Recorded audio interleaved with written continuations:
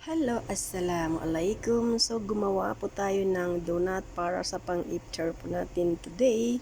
And then, dahil mainit na po ang ating mantika ay, ayan, ilalagay po na natin. So, ganyan po ako gumawa ng donut.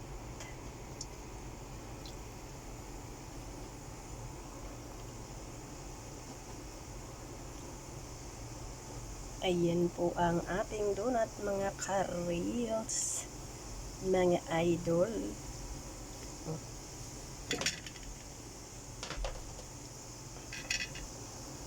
So, madali lang po yan siya maluto pag mainit-init na yung ating mantika.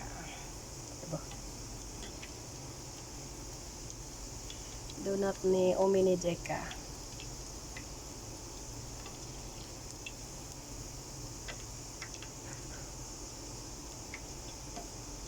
Yan, para may pang-upload po tayo ay mag-video-video tayo.